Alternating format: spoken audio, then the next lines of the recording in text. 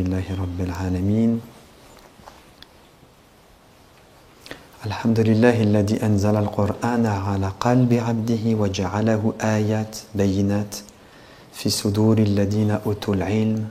Wassalatu wassalamu ala mujassam al-Qur'an, habib al-qulub, tabib al-nufus, sayyidina wa nabiyyina Abil Qasim Muhammad. Allahumma salli ala Muhammad wa ali Muhammad wa ala alihi at-tayyibin at-tahirin al-ma'sumin wa ala ashabihi al-muntajabin. Amma ba'd, assalamu alaikum jami'an wa rahmatullahi wa barakatuh. Alors je commence tout d'abord, mes chers frères et sœurs, par présenter mes meilleurs vœux en ce jour béni de l'Aïd al-Adha à notre guide, le guide de la révolution islamique, Sayyid Ali al-Khamenei. Allahumma salli ala Muhammad wa ali Muhammad. Que Dieu le protège. Une pensée et mes vœux à tous les grands savants gnostiques, les chercheurs, les sincères, ceux qui font l'effort pour la science, la foi et le témoignage. Alors comme vous le savez, c'est un jour particulier, c'est le jour que l'on nomme l'Aïd al-Adha, Adha qui veut dire le sacrifice, et qui est la période du pèlerinage, qui correspond avec la période du pèlerinage, avec la fin même du pèlerinage. On nous a appris, enseigné que le patriarche, le prophète Ibrahim alayhi salatu wassalam, est l'exemple même de la soumission à Dieu. À travers ce passage de sa vie, lorsque Dieu lui a ordonné de faire un sacrifice qui n'est pas évident, d'ailleurs qui est même impossible pour un être humain qui a un cœur. L'Aïd al-Adha, c'est littéralement la fête du sacrifice, qui est aussi nommée chez les musulmans l'Aïd al-Kibir. Ce que l'on commémore avec cette fête, c'est le sacrifice d'Abraham. Dans la tradition musulmane, Abraham est appelé à sacrifier son fils aîné. Tu dis, je sacrifie une bête. Mais pourquoi sacrifiais-je une bête? Parce que je veux m'inscrire, toujours dans l'idée de s'inscrire dans ce qui est au-dessus, dans la tradition d'Ibrahim alayhi salam. Abraham de l'Ancien Testament, c'est un prophète qui se soumet à la loi de Dieu sans se poser des questions. Il prend son fils unique pour le sacrifier. Après, on debah. Mais en général, je crois que c'est Abd Karim, c'est l'agence qui s'en occupe. Donc ça vous expliquerait, Inch'Allah.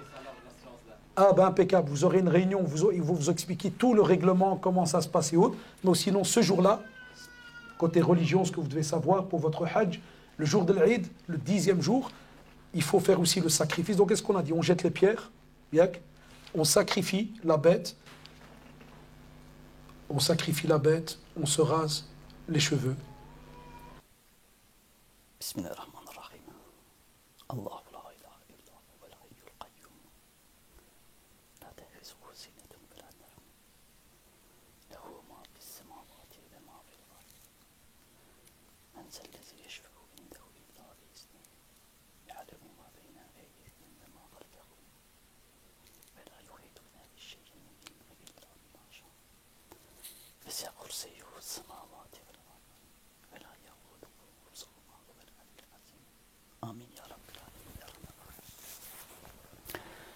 Salam alaikum, chers amis. Que la paix et la bénédiction de Dieu soient sur vous, qui que vous soyez et quelle que soit votre confession. Aujourd'hui, nous allons parler du sacrifice en islam. Est-ce que la religion nous demande de faire des sacrifices? Et nous allons voir que cette pratique, ce rituel sanguinaire, n'est pas islamique. Elle est même contraire aux valeurs, aux principes coraniques. Depuis 1500 ans, nous vivons une religion qui a été façonnée un peu par tout le monde. Une religion qui n'a rien à voir avec le Khalisuddin, donc la religion pure, sans mélange, révélée et prescrite par Allah dans le Coran. Donc de ce fait, la religion, donc le din, a perdu sa fonction de revitalisant et est devenu un outil d'asservissement et d'égarement. Et bien entendu, ce constat est aussi valable pour les autres religions. Allah Azza wa Jal, chers amis, nous demande de réfléchir à maintes reprises. Alors, il faut réfléchir avec sa conscience. Pourquoi Allah, qui est miséricordieux, voudrait qu'on fasse couler du sang pour lui? Faire couler du sang n'a jamais été quelque chose de bon, n'est-ce pas? Même le sang d'un animal. Est-ce que faire couler du sang, ce n'est pas une mauvaise image pour l'islam, qui est censé être une religion de paix? Regardez par exemple les défenseurs des droits des animaux, hein, qui pour la plupart sont appelés kafirs, mécréants, etc. Même si ces personnes ne se prétendent pas religieuses, elles sont plus proches de la parole de Dieu que les personnes qui acceptent tout ce qu'on leur dit sans se poser de questions, hein, sous prétexte que c'est comme ça depuis des siècles. Vous avez d'un côté les athées, les koufars, les mécréants, hein, comme ils sont appelés, qui disent ne tuez pas les animaux, et vous avez les religieux d'un autre côté, hein, des hommes pieux, qui passent leur temps à dire la ilaha illallah, subhanallah, alhamdulillah, qui eux aiguisent leur couteau. Hein. Ne tuez pas les animaux. Hein. Vous ne trouvez pas qu'il y a de la miséricorde et de la justice dans ces propos, dans ce slogan? Parfois, la voix de Dieu, chers amis, surgit des milieux non religieux. Bien entendu, ici, nous allons traiter le sujet d'un point de vue religieux et non en tant que défenseur des animaux, même si nous le sommes. Si une chose n'est pas naturelle, chers amis, elle n'est pas islamique. Et ce n'est pas naturel de se lever un matin et de tendre une embuscade aux animaux pour les sacrifier, hein, pour les assassiner, pour faire un holocauste d'animaux pour Dieu. Pourtant, Allah leur a dit qu'il n'en voulait pas. Hein. Il a blâmé cette pratique en disant que ni leur sang ni leur chair ne l'atteindront. Ils ont dit qu'ils atteignaient la taqwa au moment de couper la bête. Et tu as faim, tu veux sacrifier une bête pour manger, ou je sais pas moi, ou tu donnes une fête et tu veux sacrifier une bête pour faire manger tes invités, ta famille, tes amis, tes voisins. Ok, d'accord, vas-y, mais n'en fais pas un sport. Faire des sacrifices, chers amis, faire des offrandes, ne sont pas des pratiques nouvelles. Hein. Même si nous pouvons dater avec exactitude les débuts de cette pratique, nous pouvons néanmoins dire que l'histoire des sacrifices, hein, que ce soit animaux ou humains, est aussi vieille que l'histoire de l'homme. Quand on étudie l'histoire des croyances, hein, des religions, nous voyons que l'homme ignorant et primitif s'exerçait à ce genre de sacrifice en guise d'offrande pour se rapprocher de leurs idoles, afin d'obtenir leurs aides et bénédictions ou leur pardon. Voyez, nous pouvons voir de la Grèce antique au Japon, de Chine à l'Inde, et même au temps des Sumériens, les sacrifices existaient. Alors, vous aviez les autels à sacrifices que l'on peut toujours voir dans les lieux de culte, sur lesquels des sacrifices étaient faits en guise d'offrande aux dieux. D'ailleurs, le Coran nous parle de ces sacrifices et offrandes au verset 181 à 183 de la sourate Al-Imran. Hein. Nous pouvons lire dans ces versets qu'Allah fait un reproche aux mushriks de la Mecque qui fuyaient l'islam et qui réclamaient constamment des miracles physiques au prophète. Il lui demandait une maison en or, qu'il monte au ciel, qu'il ramène un livre écrit, qu'il ait des anges qui le protègent, etc., etc. Et cela a aussi été blâmé par Dieu. D'ailleurs, face à leur exigence, Allah Azza wa Jal leur dit « Le Coran ne leur suffit-il pas comme miracle ?» Voyez. Et là, la même chose est arrivée pendant que le prophète alayhi salam se trouvait à Médine. D'accord. La sourate Al-Imran, elle est médinoise. Alors, que voyons-nous dans ce paragraphe de la sourate Al-Imran qui est constitué des versets 181 à 183 ? Nous voyons les enfants d'Israël qui ont une demande de miracle. Et là, Allah leur rappelle les événements du passé. Alors, pour comprendre au mieux ce paragraphe, il faut tenir compte du verset 245 de la sourate Baqara, hein, que nous allons lire de suite d'ailleurs. Alors, sourate Baqara, verset 246. Bismillah ar-Rahman ar-Rahim. Quiconque prête à Allah un bon prêt, il le lui rendra multiplié plusieurs fois. Allah restreint ou étend ses faveurs, et c'est à lui que vous retournerez. Donc là, nous allons rester un court moment sur ce verset, et plus particulièrement sur le terme « un bon prêt ». Il faut savoir, chers amis, qu'Allah Azza wa Jal a laissé à l'homme le devoir et la responsabilité de régler les affaires terrestres par lui-même. Il veut que les sociétés se forment par la main de l'homme, que l'ordre se fasse par la main de l'homme, que les guerres se fassent par la main de l'homme, que la paix se fasse par la main de l'homme. D'accord ? Donc, il a lié l'établissement d'un équilibre dans le monde à la main de l'homme. Dans le cadre de ce processus, Allah, Dieu, appelle un bon prêt toutes les aides et les dons qui sont pour l'utilité publique. Donc, à la révélation de ces versets, les Juifs ont commencé à dire « Allah est pauvre et nous sommes riches ». Ils ont détourné les versets pour les prendre en raillerie. Alors, il faut aussi savoir, pour ne pas faire d'amalgame, que le Coran nous parle des gens du livre, de Ahl al-Kitab, et il en critique une partie, comme il critique une partie des musulmans. Quand le Coran critique les juifs, les chrétiens ou les musulmans, il ne critique pas les communautés à part entière, mais une certaine catégorie de personnes, d'accord ? Qu'ils soient juifs, chrétiens ou musulmans, il y a des mu'mines, il y a des mushriks et il y a des munafiqs.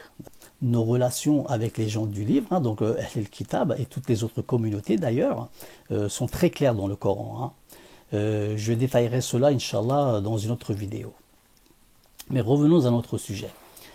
Donc, ces mêmes juifs dont nous parle le verset 245 de la sourate Baqara ont dit au prophète Muhammad alayhi salam dans les versets 181 à 183 de la sourate Al-Imran, ils lui ont dit, Asta'azubillah, vraiment, Allah nous a enjoint de ne pas croire en un messager tant qu'il ne nous a pas apporté une offrande que le feu consume. Donc, soi-disant, au temps de Moïse, on leur a demandé de ne pas croire à un messager tant qu'il ne leur a pas apporté une offrande que le feu consume. Alors, ici, le mot traduit en tant qu'offrande, c'est le mot qurban. D'accord ? Je vais revenir sur ce mot par la suite. Alors, suite à cela, Allah Azza wa Jal dément leurs prétentions. Et qu'est-ce qu'il dit ? Il dit, si des messagers avant moi vous sont certes venus avec des preuves et avec ce que vous avez demandé, pourquoi donc les avez-vous tués si vous êtes véridiques ? Vous voyez ? Donc nous pouvons comprendre que même auparavant, il n'y a jamais eu de commandement de Dieu ordonnant à l'homme de faire des sacrifices ou des offrandes. Donc voilà, malgré que la situation soit ainsi dans le Coran, et qu'il n'y a aucun commandement à ce sujet, cette pratique, ce rituel bid'a du sacrifice a été greffé à l'islam en déformant certains versets du Coran. Quand on étudie le sujet dans les livres de fiqh, de jurisprudence islamique et de sciences religieuses, on constate qu'ils essaient d'attribuer ce rituel au Coran en utilisant les arguments comme la traduction et l'interprétation de l'ordre Wanhar dans la sourate Kawthar au verset 2 en tant que sacrifice, que le sacrifice est une sunna du prophète Ibrahim alayhi salam. Donc pour cela, ils mettent en avant les versets 83 à 113 de la sourate Safat, qui nous explique la dévotion manifeste d'Abraham pour Dieu, pour dire que ces versets nous expliquent comment le prophète Abraham voulut sacrifier son fils pour Dieu. Des versets 34 à 37 de la sourate Hajj, ils ont prétendu que ça nous parlait de sacrifice. Et enfin, ils ont déduit des versets 27 à 32 de la sourate Maïdah que le sacrifice est un culte et une pratique rituelle qui existerait depuis Adam alayhi salam. Voilà. Et c'est avec ces arguments qu'il a été conclu que le rituel du sacrifice est de source coranique. En réalité, chers amis, les sujets et les événements qui sont expliqués dans les versets présentés comme preuve pour le sacrifice n'ont strictement rien à voir avec des quelconques sacrifices ou offrandes à Dieu. Les interprétations et traductions de ces versets sont totalement faux. Alors nous allons commencer par la sourate Kawthar, d'accord. Écoutons d'abord ces deux prédicateurs et leurs deux versions différentes. Claire, et en plus, Allah subhanahu wa ta'ala dit Fasalli li rabbika wanhar. Et accomplis la prière pour ton Seigneur et sacrifie. D'abord la prière, ensuite le sacrifice. Et d'aller lire la sourate Al-Kawthar, 108. Inna a'taynaka al-Kawthar, nous t'avons donné l'abondance. Fasalli li rabbika wanhar. Alors, tisse des liens avec le responsable de ton évolution et libère-toi de toute autre chose. Enhar, c'est pas égorger, hein. Attention. Wanhar. C'est-à-dire, libère-toi de toute autre chose. Inna shani'aka huwa al-abtar. Celui qui te reproche cette attitude de se limiter à l'information qui vient de ton enseigneur, c'est lui qui lui manque quelque chose. C'est lui qui a raté quelque chose. Voilà. Donc vous venez d'entendre deux versions assez burlesques et incorrectes. La version la plus répandue, celle transmise par les ancêtres, qui dit fais la prière et sacrifie, et une version un peu plus soft, Muslim 2.0, sortie de l'imagination de cet individu qui dit tisse un lien avec le responsable de ton évolution et libère-toi de toute autre chose. Donc, wanhar est synonyme de sacrifice pour le premier et se libérer de toute autre chose pour le second. Voilà. Mais quelle est la vérité? Que veut dire vraiment wanhar? Alors, nous allons entamer le sujet avec un peu d'histoire et comprendre pour quelles raisons cette sourate a été révélée. Alors, comme il est expliqué dans les sources historiques et religieuses, dès les premiers jours de l'islam, le prophète alayhi salam s'est trouvé face aux pièges et aux moqueries des mushriks qui prenaient sa parole à la légère. Une des moqueries à laquelle a été confronté notre prophète était le fait qu'il n'aurait plus de descendance. Dans la culture arabe de l'époque, les familles qui avaient des enfants filles étaient prises en moquerie et méprisées. Les filles, donc la gente féminine, étaient mal vues. Elles n'étaient pas considérées comme membres à part entière de la famille, contrairement aux garçons qui, eux, étaient considérés comme la continuité de l'arbre généalogique, donc de la racine familiale. Nous voyons encore de nos jours dans certaines familles ignorantes ce genre de pensée, d'accord? Quand Qasim et Abdullah, les deux fils du prophète Mohammed et de sa femme Khatija, sont décédés, les mushriks, les idolâtres, qui avaient de la notoriété chez les Quraysh, comme Abu Jahil, Abu Lahab, Uqba ibn Abi Mu'ayth, ou bien As-Sahmi, ils se servaient de cette situation justement pour prendre en moquerie le prophète. Donc il disait, maintenant que le prophète n'avait plus de descendants, que son da'wa, son combat, sa mission, finirait avec sa mort. Il disait, laissez-le, il n'a ni souche ni postérité. Quand il sera mort, son nom sera oublié et on sera débarrassé de lui. Vous voyez? Donc, il disait du prophète qu'il était Ebter. Faisant de leur souhait un message de propagande, la rumeur commençait à circuler. Et cette situation donnait beaucoup de peine et de tristesse au prophète. Donc cette sourate a été révélée pour soutenir le prophète chagriné, lui remonter le moral, lui faire gagner stabilité et confiance et le préparer aux tâches à venir. Alors que dit la sourate Kawthar? Bismillah ar-Rahman ar-Rahim. Inna a'taynaka al-Kawthar fasalli li rabbika wanhar inna shani'aka huwa al-abtar. Ce qui veut dire, nous t'avons certes accordé l'abondance, donc le Kawthar, alors accomplis la salate pour ton Seigneur et prends sur toi, endosse les difficultés, patiente, ce qui te hait sera certes sans postérité. D'accord?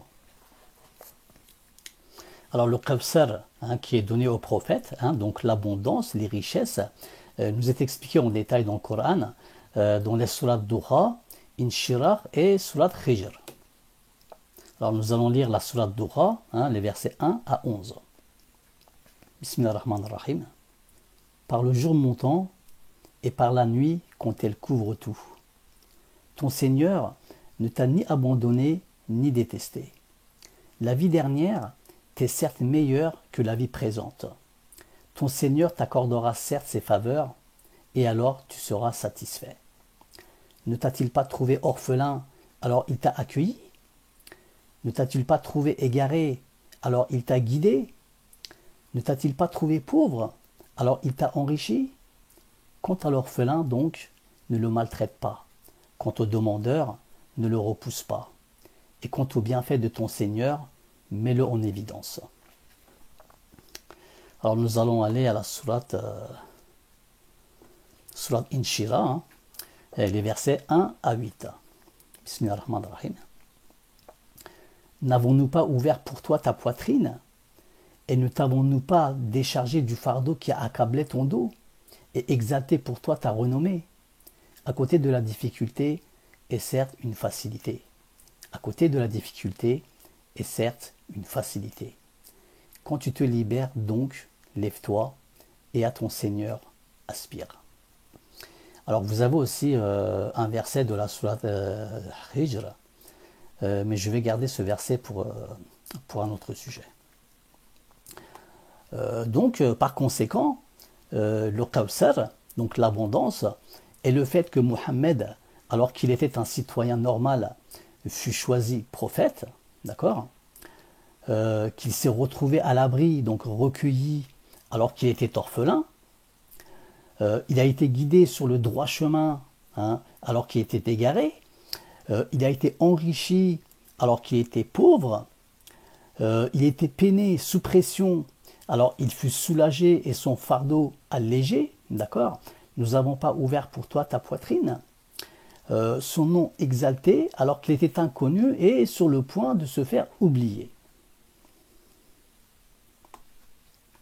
L'original du mot dont j'ai cité la traduction en tant que prends sur toi, endosse les difficultés, patiente, est le mot nehre, d'accord, wenchar si vous voulez. Le vrai sens du mot ayant subi des falsifications, donc des changements, dans l'interprétation de ce verset, il a toujours été utilisé un autre sens plus connu que le sens d'origine. Alors cette utilisation des sens divers d'un mot, des synonymes plutôt que de son sens original est connue. Cela ne cause peut-être pas de problème en littérature, mais il est répréhensible de changer les principes de base, donc les principes fondamentaux de la religion. C'est ce que je dis à certains prédicateurs qui veulent changer les versets du Coran en utilisant des synonymes. Parfois ça colle et souvent ça ne colle pas malheureusement.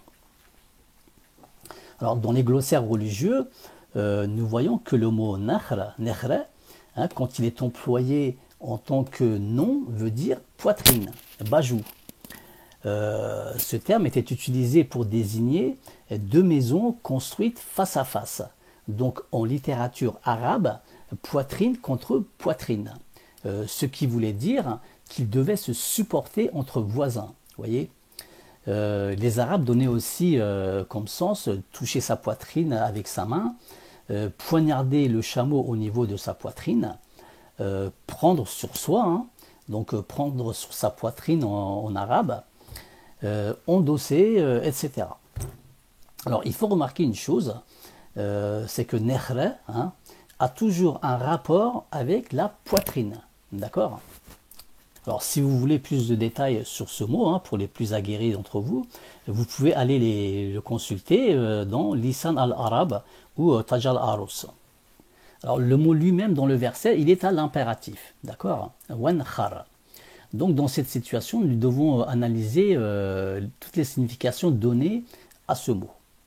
Alors nous allons prendre l'imam Shafi, un exemple. Lui, il a traduit cet ordre, wenchar, en tant que toucher sa poitrine, et il a considéré que c'était le fait de toucher sa poitrine pendant la prière, pendant le takbir. C'est pour cette raison que ceux qui suivent l'école shafiite se conforment à cette ordonnance.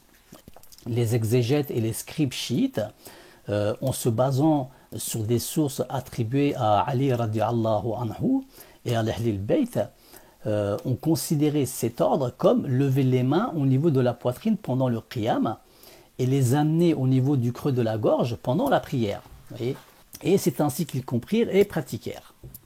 Certains, pour le même ordre, ont considéré que c'était le fait de tourner sa poitrine vers la Qibla, donc vers la Kaaba ou la Mecque, et nullement ailleurs. Abu Hanifa, lui, sa divergence avec la situation politico-religieuse de l'époque a fait en sorte que ses œuvres, détruites par les dirigeants de l'époque, ne nous atteignent pas malheureusement. De ce fait, il n'y a aucun commentaire sur le sujet de sa part. À moins qu'il y en a, et moi je ne connais pas. Donc s'il y en a, faites-moi part s'il vous plaît. Une chose à laquelle on doit attirer notre attention, c'est le fait que l'ordre en question est considéré en rapport avec des gestes dans la prière. Or, il n'y a aucun signe, aucune preuve, ou même un indice qui nous montre que c'est un mouvement ou un geste que l'on fait durant, pendant ou avant la prière. Alors, une seconde signification donnée à ce mot est se mettre ou être poitrine contre poitrine, ou bien prendre quelque chose sur sa poitrine. C'est l'équivalent en français de endosser ou supporter. D'ailleurs, la signification la plus fréquemment utilisée est celle-ci. Une signification qui était utilisée par les poètes de l'époque pour désigner un affrontement face à face ou poitrine contre poitrine. Vous voyez, quand ils faisaient des compétitions entre poètes. Elle est aussi employée de la même manière par les Arabes pour dire leurs maisons sont face à face, poitrine contre poitrine. Nous pouvons dire que de ce fait, il est ordonné au Rasoul et aux Moumines d'être patients et d'endosser les problèmes et les pressions qu'ils subissent. Alors, troisième signification que l'on donne à ce mot, c'est poignarder et couper le chameau au niveau de sa poitrine. Si on part de ce principe, on ne peut pas donner les définitions sacrifie ou bien sacrifie le chameau. Dans ce cas, la signification tirée de ce verset serait ils sont hostiles envers toi et te font de la peine, alors poignarde le chameau et coupe-le au niveau de sa poitrine. Vous voyez, cela n'a pas de sens, voyons. D'accord ? Si l'on prend en compte la situation de l'époque, donner un ordre tel que faire de lui un boucher est complètement insignifiant, voyons. Par ailleurs, à la révélation de ces versets, le prophète Mohammed avait beaucoup de difficultés à faire passer, à faire comprendre le message divin. Et il n'avait pas suffisamment de partisans. Il était encore en phase théorique, donc la compréhension de la foi. Donc il n'était nulle question d'autre action que la transmission et l'enseignement.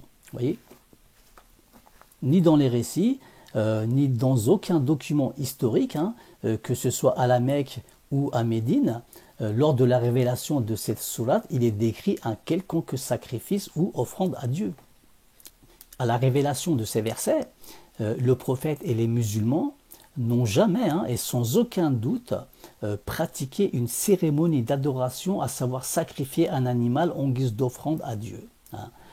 Ceux qui savent que la sourate Kawthar a été révélée en 15e position et prennent en compte la situation de l'époque, ne pourront en aucun cas tirer la conclusion que l'ordre Wanhar signifie dans cette sourate fait un sacrifice ou bien sacrifie.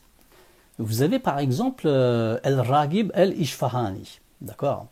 Alors notre érudit dans son œuvre Mufradat explique que le Nakhra est le Khedj, qui doit être coupé à Mina pendant le Hajj, pendant le pèlerinage. Sauf que les sourates qui parlent du Khedj, comme Baqara 196 ou Maïdeh 2, 95, 97 et Fath 25 n'étaient pas encore révélées. Ce sont des sourates médinoises. De ce fait, quand la sourate Kawthar a été révélée, il n'y avait encore aucun commandement concernant le Hajj. Donc là, notre érudit Raghib al-Ishfahani, il se trompe, mais pour lui, le nakhra ou nakhar, n'est autre que le khedj coupé au hajj et n'a rien à voir avec le sacrifice animal de nos jours. Alors en conclusion, la signification de la Surat Kawthar, selon les explications que je viens de vous faire, doit être, alors je cite, Esta'zubillah, nous t'avons certes donné le Kawthar, donc l'abondance, les richesses, que ce soit en biens ou en information, en révélation. Alors fais la salate et endosse, supporte, patiente, prends sur toi les problèmes que tu vas rencontrer. Celui qui te hait sera certes sans postérité. Alors ici, sans postérité, ebtar, ça ne veut pas dire qu'ils n'auront pas de descendance, mais que leurs efforts seront en vain. Leurs efforts ne seront pas productifs. Alors venons maintenant à la Surat Hajj, versets 34 à 38. Alors il est expliqué dans ces versets, 34 à 38 de la Surat Hajj, où et pourquoi les musulmans doivent couper un animal. Ces versets nous donnent des informations sur le khedj pendant le Hajj et aussi un avertissement contre une éventuelle dégénérescence. Nous voyons clairement une désapprobation et refus d'un quelconque sacrifice. Il est même précisé que ni leur chair ni leur sang n'atteindront Allah. Alors nous allons lire les versets. Alors Surat Hajj, versets 34, 35, 37 et 38. Bismillahirrahmanirrahim. À chaque communauté, nous avons assigné un rite afin qu'ils prononcent le nom d'Allah sur la bête de cheptel qui leur a attribué. Votre Dieu est certes un Dieu unique. Soumettez-vous donc à lui.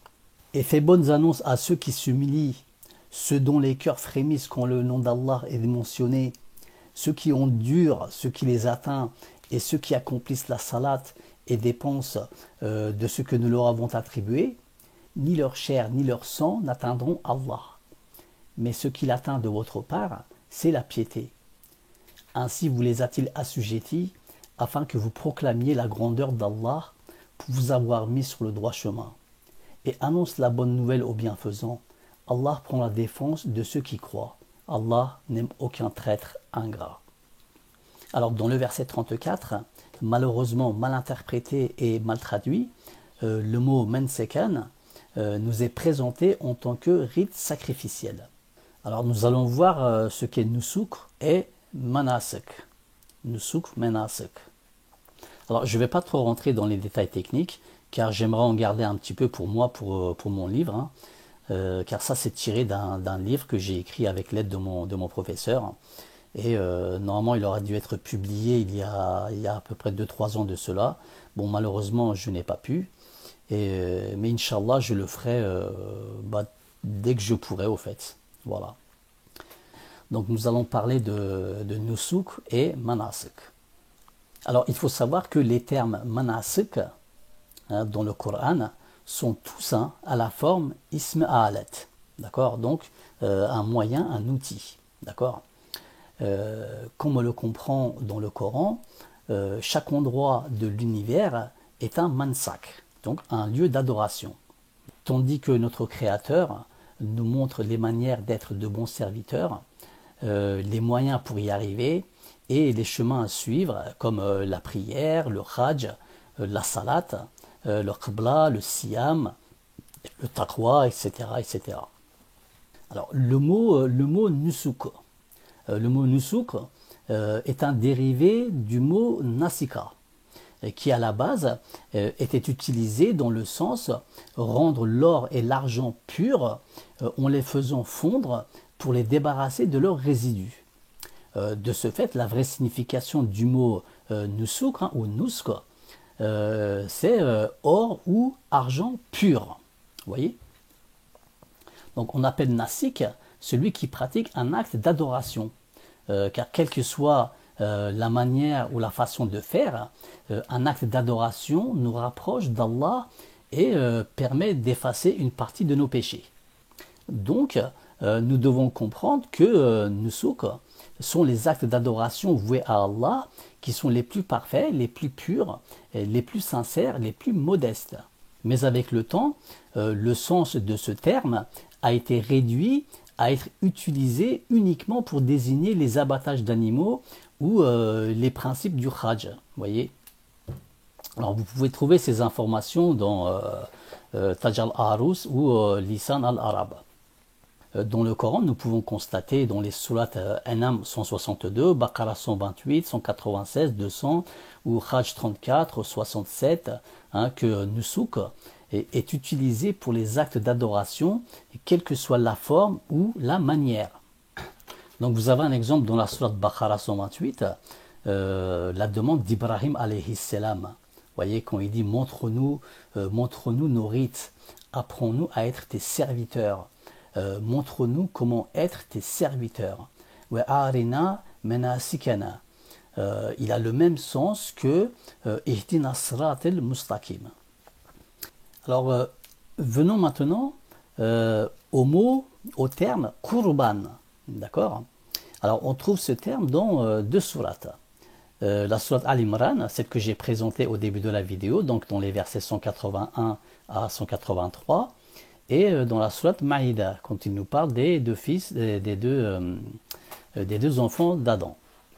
Alors, nous allons lire les versets, puis nous allons analyser le mot Qurban, si vous voulez bien. Alors, nous allons d'abord lire les versets 181 à 183 de la sourate Al-Imran, et après nous lirons la sourate Maïda. Bismillahirrahmanirrahim. Allah a certainement entendu la parole de ceux qui ont dit « Allah est pauvre et nous sommes riches ». Nous enregistrons leurs paroles ainsi que leurs meurtres sans droit des prophètes. Et nous leur dirons « Goûtez au châtiment de la fournaise, cela à cause de ce que vos mains ont accompli antérieurement, car Allah ne fait point de tort aux serviteurs. » Ceux-là même qui ont dit « Vraiment Allah nous a enjoint de ne pas croire en un messager tant qu'il ne nous a pas apporté une offrande que le feu consume. » Dis, si des messagers avant moi vous sont certes venus avec des preuves et avec ce que vous avez demandé, pourquoi donc les avez-vous tués si vous êtes véridiques? Voilà, ça c'était le Al-Imran, 181, 182, 183. Maintenant nous allons lire Surat Maïda, versets 27 à 32, qui nous parle des deux enfants, des deux fils d'Adam. Bismillahirrahmanirrahim. Et raconte-leur en toute vérité l'histoire de deux fils d'Adam. Les deux firent des actes pour se rapprocher de Dieu. Donc ils firent des qurban. Celui de l'un fut accepté et celui de l'autre ne le fut pas. Celui-ci dit « Je te tuerai sûrement ». Allah n'accepte, dit l'autre, que de la part des pieux. Si tu étends vers moi ta main pour me tuer, moi j'étendrai pas vers toi ma main pour te tuer. Car je crains Allah, le Seigneur de l'univers. Je veux que tu partes avec le péché de m'avoir tué et avec ton propre péché. Alors tu seras du nombre des gens du feu. Telle est la récompense des injustes. Son âme l'incita à tuer son frère. Il le tua donc et devint ainsi du nombre des perdants. Puis Allah envoya un corbeau qui se mit à gratter la terre pour lui montrer comment ensevelir le cadavre de son frère. Il dit « Malheur à moi, suis-je incapable d'être comme ce corbeau, à même d'ensevelir le cadavre de mon frère ?» Il devint alors du nombre de ceux qui rongent le remords. C'est pourquoi nous avons prescrit pour les enfants d'Israël que quiconque tuerait une personne non coupable d'un meurtre ou d'une corruption sur la terre, c'est comme s'il avait tué tous les hommes. Et quiconque lui fait don de la vie, c'est comme s'il faisait don de la vie à tous les hommes. En effet, nos messagers sont venus à eux avec les preuves. Et puis voilà qu'en dépit de cela, beaucoup d'entre eux se mettent à commettre des excès sur la terre. Donc voilà, je viens de vous lire les deux sourates dont nous trouvons le mot Qurban. Dans le dernier passage que je viens de lire de la sourate Maïda, qui est mal traduit et bien entendu mal interprété dans les Corans officiels, il n'est pas question des deux fils à Adam, hein, donc ses fils biologiques, mais de deux fils d'Adam, à savoir deux personnes quelconques. Dans ce récit, Allah Azza wa Jal rappelle aux Juifs une histoire qui s'est passée entre deux individus, probablement des Juifs, hein, Allahu Alam, et non de deux frères. Les noms Kabil et Abil, hein, ou Cain et Abel, que l'on trouve dans la Bible, ne sont pas islamiques. Ils ont été greffés plus tard au culte musulman. Alors maintenant, qu'est-ce que le Qurbanan? Donc moi je dis Qurban parce que chez nous on dit Qurban, d'accord? Alors qu'est-ce que le Qurban en islam? Alors le Qurban est un acte d'adoration. Et c'est même un ordre de Dieu. Hein. En islam, Qurban sont les actions qui nous rapprochent de Dieu et non un sacrifice animal. Le mot Qurban en étymologie prend sa racine du mot Qaroubé, d'accord, qui veut dire chose qui rapproche, ou chose qui rapproche une personne de son but. Comme nous parlons de croyance, bien entendu, notre but, c'est la guider, hein, de nous rapprocher de Dieu le plus possible. Et les actions qui nous rapprochent de Dieu, nous les trouvons dans le Coran, hein, entre autres dans les sourates Alaq, Waqi'a, Fatr, Tawbah, Mu'minun et Ashr. Donc, en finalité, on appelle Qurban toutes les actions qui rapprochent de Dieu, hein, qui nous rapprochent de Dieu. D'accord? Continuons. Je voudrais, comme on l'a fait pour Eid al-Fitr, que tu nous rappelles quelques règles de bienséance pour cette fête si importante pour les musulmans. Comment se comporter, qu'est-ce qu'il faut faire, notamment avec le sacrifice du jour de l'Eid. Après cela, bien sûr, il y a ce qu'on appelle l'Udhiyya, c'est le sacrifice. L'Udhiyya est appelé Udhiyya, entre autres, parce que le sacrifice se fait après Ad-Duha. Donc Ad-Duha, c'est un moment de la matinée qui vient après que le soleil se soit élevé, quelques moments après que le soleil soit élevé. Et il est autorisé de faire ce sacrifice-là la journée de l'Eid et aussi les 3 jours qui suivent. Donc en tout, on a 4 jours pour faire ce sacrifice. Voilà.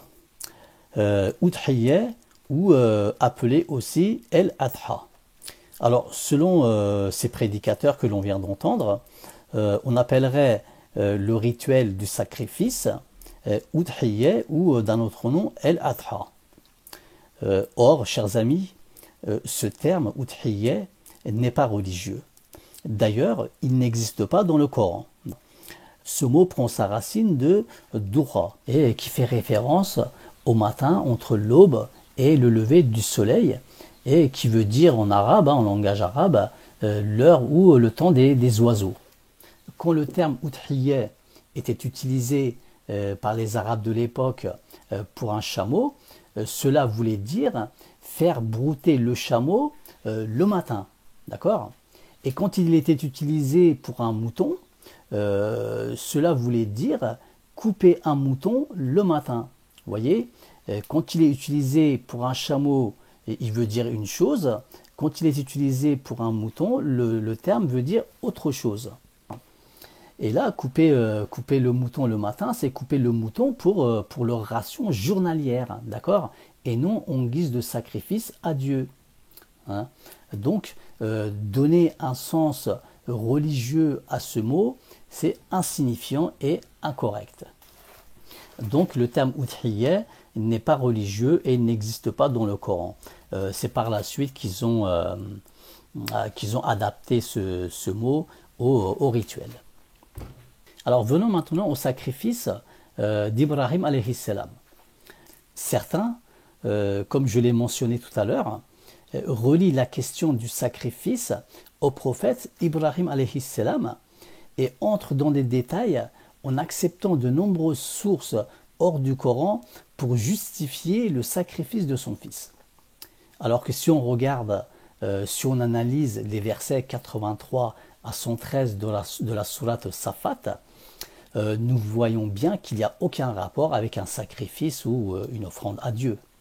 Alors nous allons lire ce paragraphe de la sourate Safat concernant Ibrahim alayhi salam.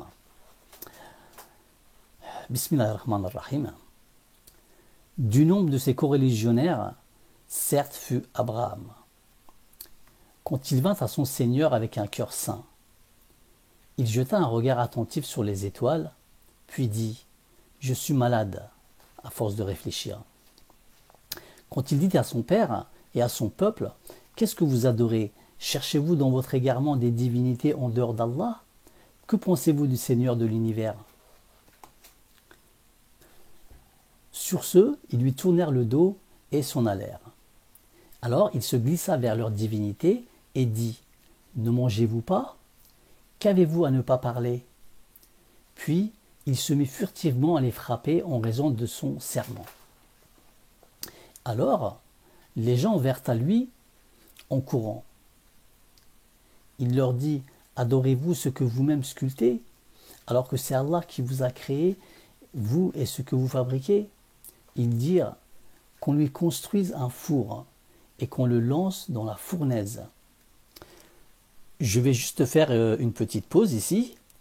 Quand il est dit qu'on lui construise un four et qu'on le lance dans la fournaise, ça veut dire entreprenez, élaborez une action pour le mettre en difficulté et jetez-le dedans. Voyez, rendez-lui la vie difficile dans la société. Et non catapultez-le dans le feu comme diraient certains prédicateurs. Donc, continuons. Verset 98. Ils voulurent lui jouer un mauvais tour, mais ce sont eux que nous mîmes à bas. Et il dit, moi je pars vers mon Seigneur, et il me guidera. Seigneur, fais-moi don d'une progéniture d'entre les vertueux. Nous lui fîmes donc la bonne annonce d'un garçon longanime. Puis quand celui-ci fut en âge de l'accompagner, Abraham dit « Ô mon fils, je songe te laisser dans ce lieu mort, endormi, apathique. Vois donc ce que tu en penses. » Son fils dit « Ô mon cher père, fais ce qui te sera commandé. Tu me trouveras, s'il plaît à Allah, du nombre des endurants. » Puis quand tous deux se furent soumis, donc ils furent islamisés, ils acceptèrent l'islam, et qu'il l'eut jeté sur le front, donc qu'il le délaissa, qu'il le laissa seul, sans paternel. Voilà que nous l'appelâmes. Abraham, tu as confirmé tes pensées.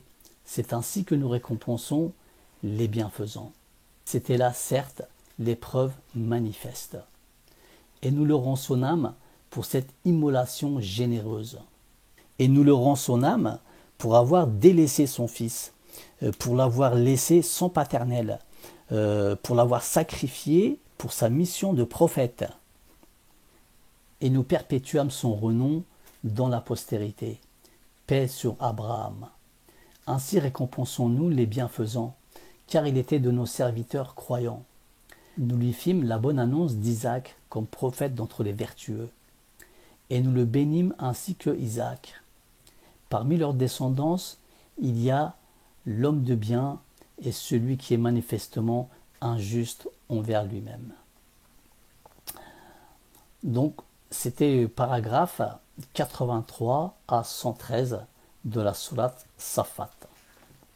Alors, pour des raisons techniques, je ne sais pas si vous avez remarqué, les versets 88 et 89 ont été présentés différemment que dans les Corans officiels.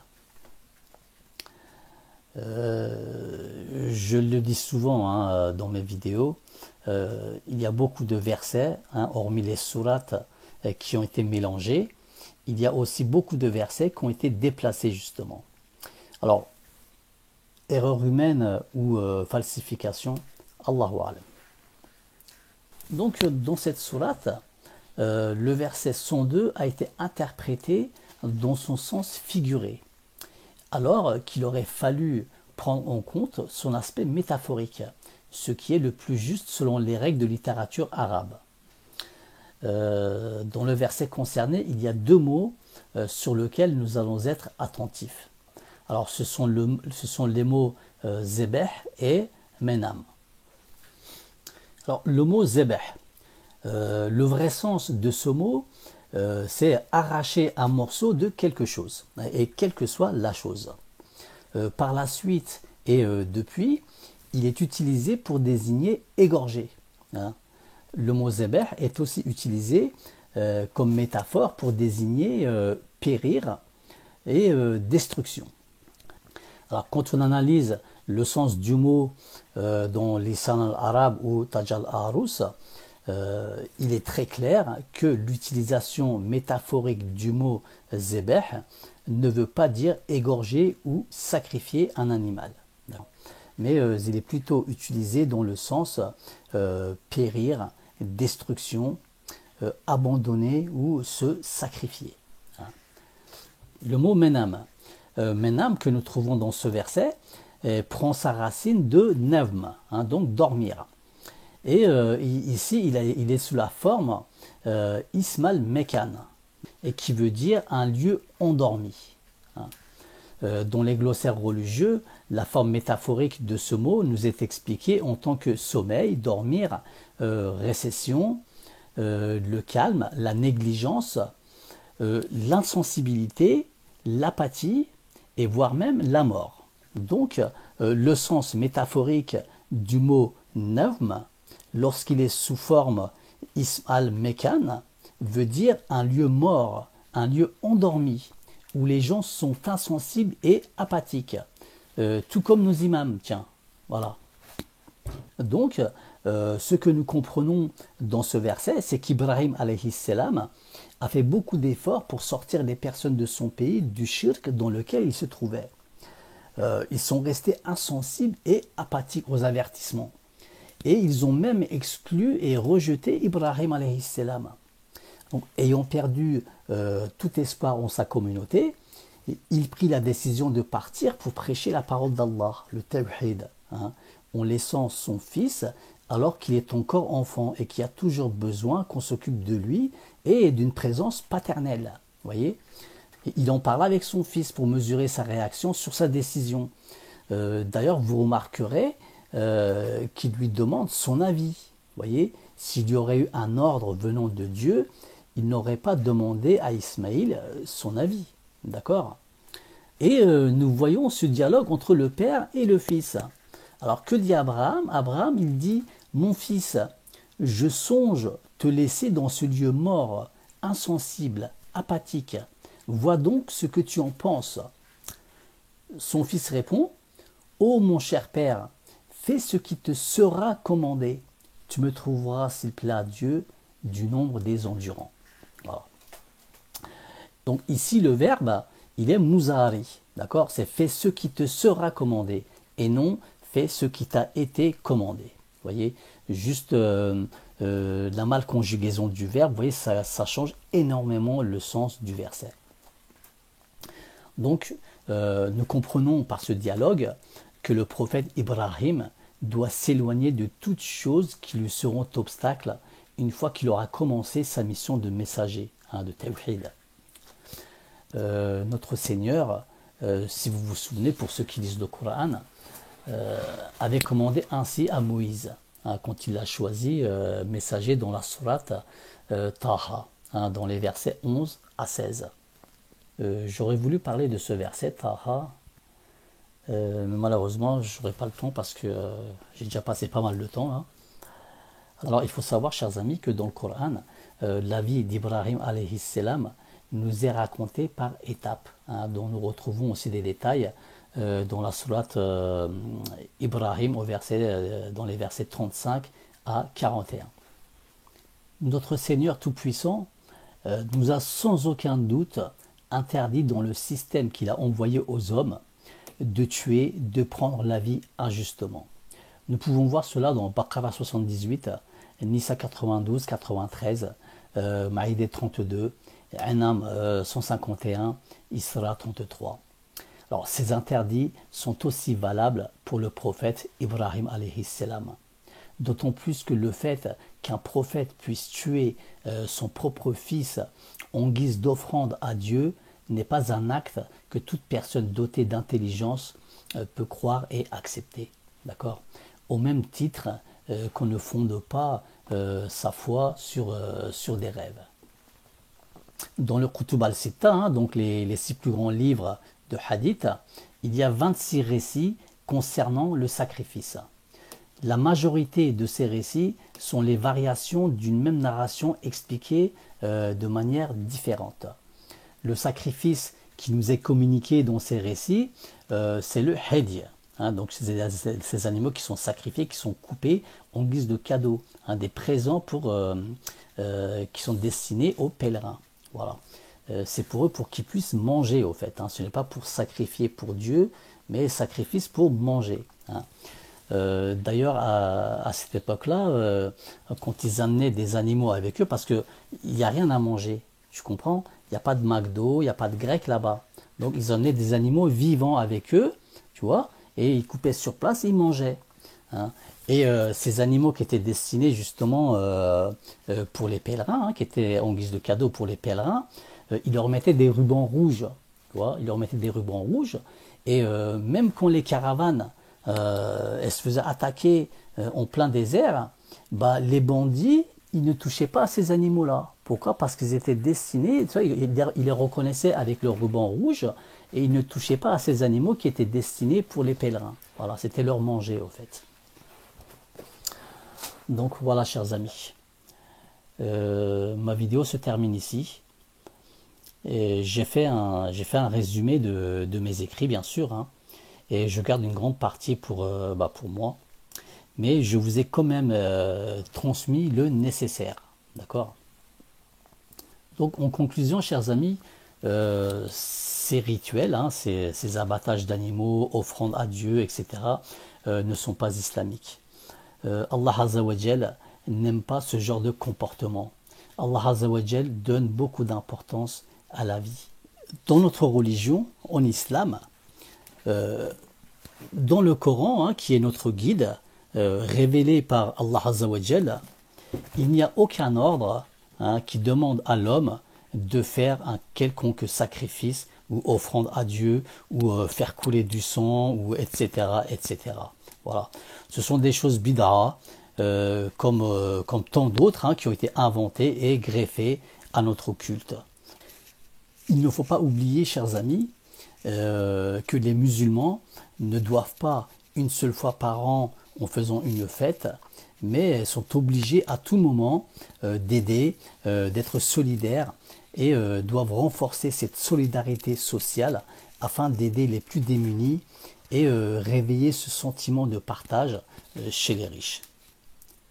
Alors, avant de clôturer, j'aimerais vous faire savoir que la fête du sacrifice, hein, l'Aïd el-Adha, ou bien faire des sacrifices animaux pour Dieu et fêter cet événement, a été greffé à l'islam via un hadith. Car à l'époque du prophète, alayhi salam, hein, chers amis, il n'y a jamais eu de sacrifice pour Dieu, hein, et encore moins une fête pour fêter cela.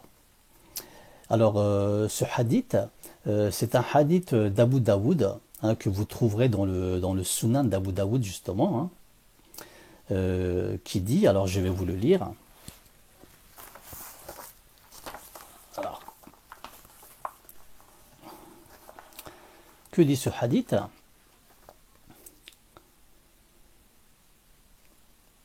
Alors, hadith d'Abu Daoud, rapporté par Abdullah ibn Amr ibn al-As.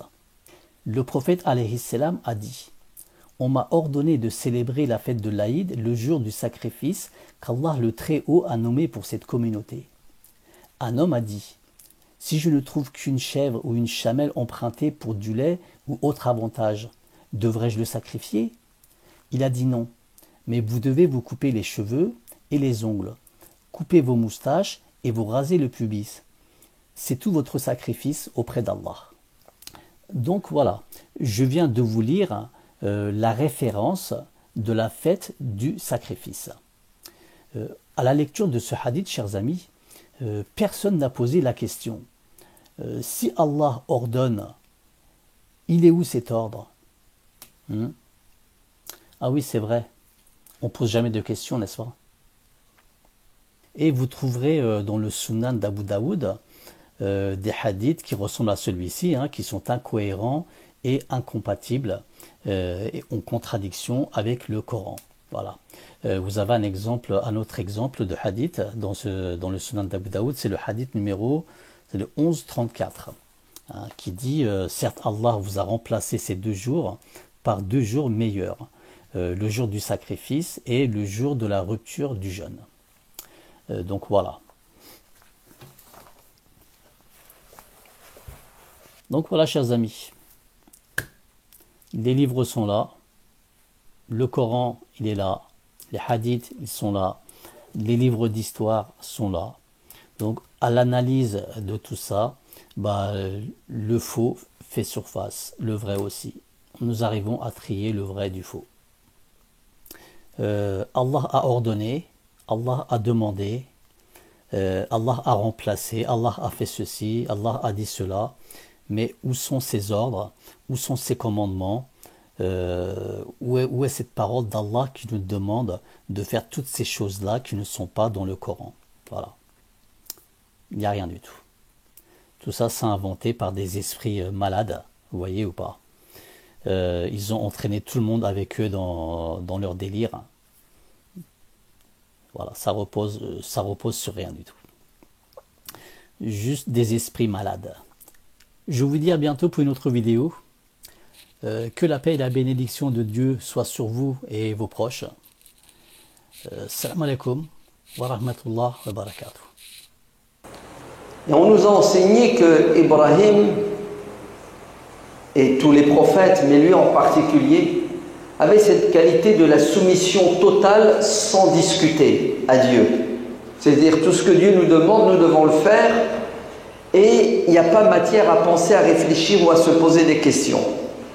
En vérité, c'est résumer la pensée d'Ibrahim à cet événement et délaisser d'autres passages du Coran qui prouvent que Ibrahim est le prophète de la rationalité. Ibrahim, c'est le prophète qui est connu pour son esprit critique. C'est le prophète qui ne se soumet pas facilement. C'est le prophète qui discute, qui dialogue avec les êtres humains et avec Dieu.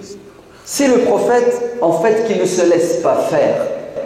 Il est tout sauf quelqu'un qui est dans le suivisme. Et d'ailleurs, la religion est venue pour nous enseigner à ne pas être un mouton. Et d'ailleurs, la religion est venue pour nous enseigner à ne pas être un mouton. Et n'oubliez pas que le prophète a dit dans le hadith d'Abi Hurayrah qui est rapporté par Muslim, Inna Allah tayyib la yaqbalu illa tayyiba. Allah est bon et il n'accepte que ce qui est bon.